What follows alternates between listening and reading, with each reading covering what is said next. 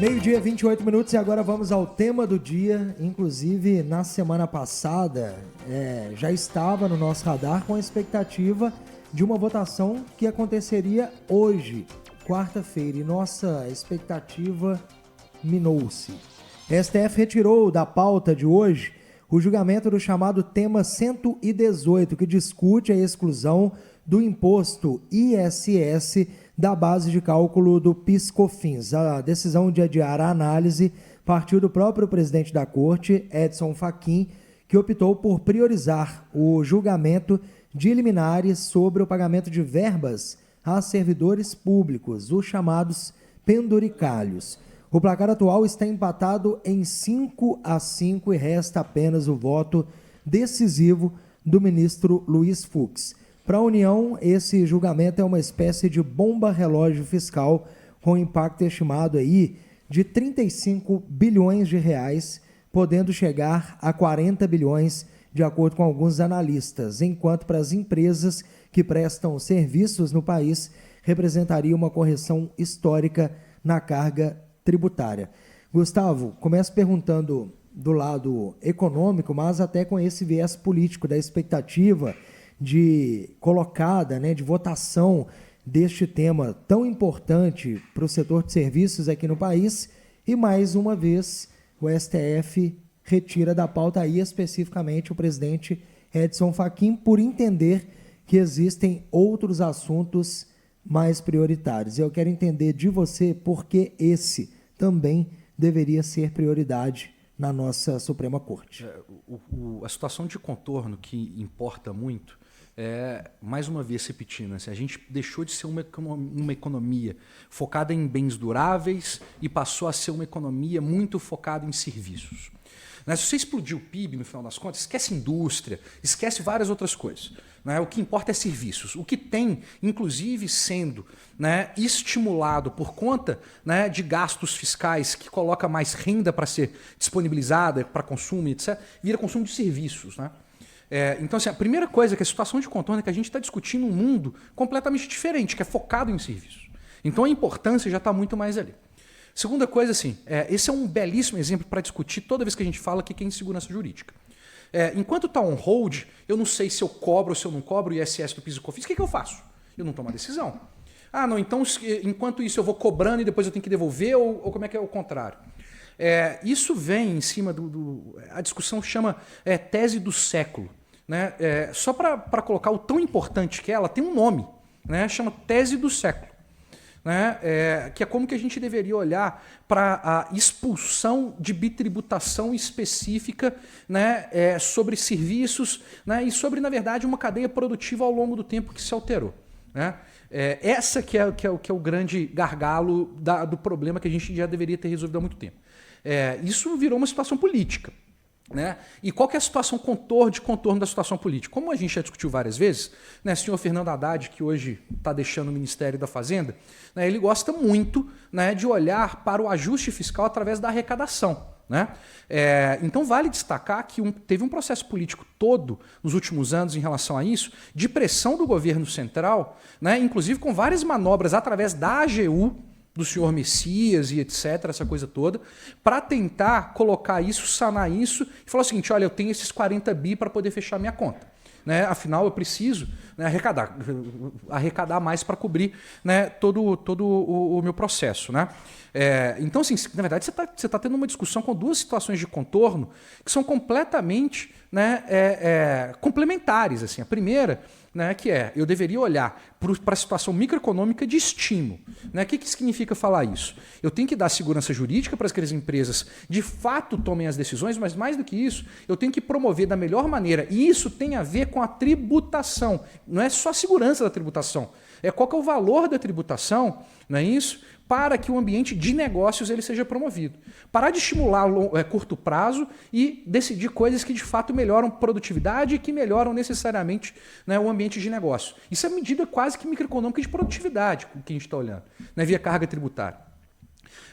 E a situação de contorno que a gente tem é uma escolha de olhar curto prazo e não longo prazo. E é por isso que a gente está falando da necessidade de arrecadação do governo.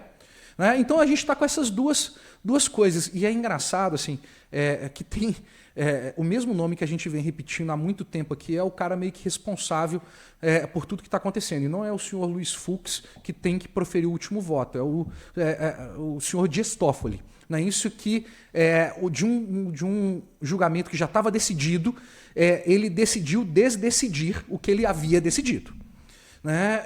Então, coloca fogo no parquinho e isso permite vários outros pedidos de vista ao longo do tempo, dentre o mais relevante, agora só falta o do Fux. Né? E só para fazer uma coisa, quando André Mendonça entrou na corte, todo mundo achou que isso ia estar sanado. Né? Não estava. Né? Assim, por quê? Porque o André Mendonça acompanhou, né, os contribuintes e não o governo. Tá? Mas esse é um tema importante demais, é uma situação de contorno, de situação microeconômica, de ambiente de negócios, e isso fala muito mais sobre o nosso longo prazo e como que a gente escolhe crescer do que simplesmente arrecadar, né, para pagar estímulo de curto prazo. Paulo Leite, antes de passar a fala para você, Léo Rocha acabou de me passar a informação da arrecadação do governo com impostos e contribuições federais, somando 325 bilhões e 700 milhões de reais. Isso para o mês de janeiro de 2026, mês passado. Esse número é o maior resultado mensal desde 2011, de acordo com a Receita Federal. Atenção, senhor Procurador Federal de Justiça de Uberlândia, da Justiça Federal, é um recorde de arrecadação, tá? Para o senhor não achar ruim comigo. Não é recorde, não, eu vou falar recorde. Mas vamos lá, vamos falar um pouquinho sobre essas questões.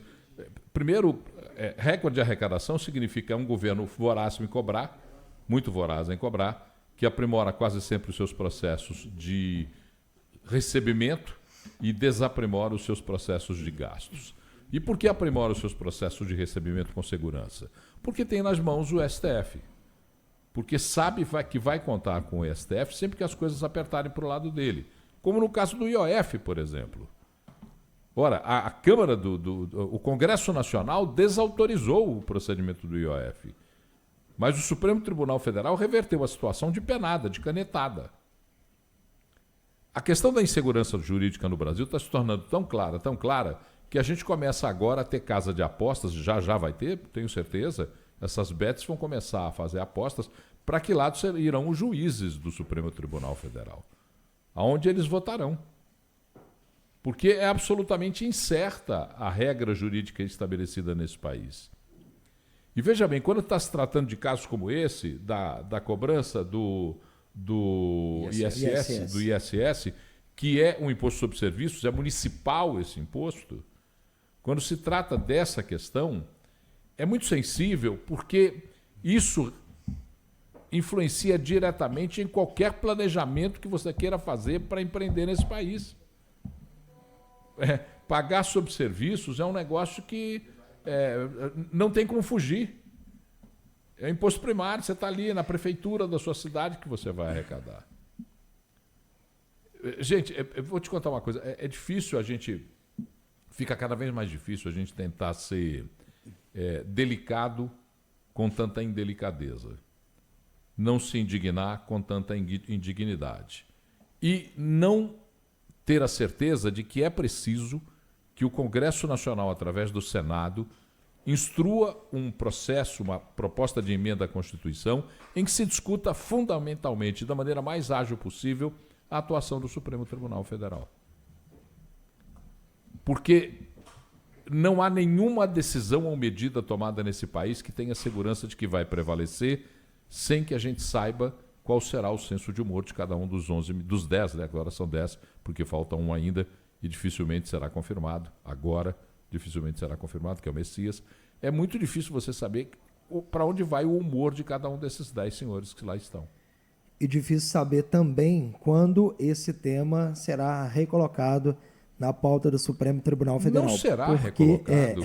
Não temos uma previsão para isso. Porque aí vem as artimanhas. Basicamente. As artimanhas, esses tais prazos recursais, vistas de processo e o cacete a 4, desculpa a sinceridade, que a gente tem visto nesses procedimentos jurídicos do país. Os operadores do direito não gostam que a gente fale disso. Mas o processo jurídico no Brasil é um achincalhe. Não há segurança nenhuma. Operar nesse Brasil, empreender nesse Brasil, viver nesse Brasil é cada vez mais inseguro sob o ponto de vista jurídico. Não tem jeito. Gustavo Andrade, muito obrigado e até amanhã. Um abraço, pessoal. Até mais.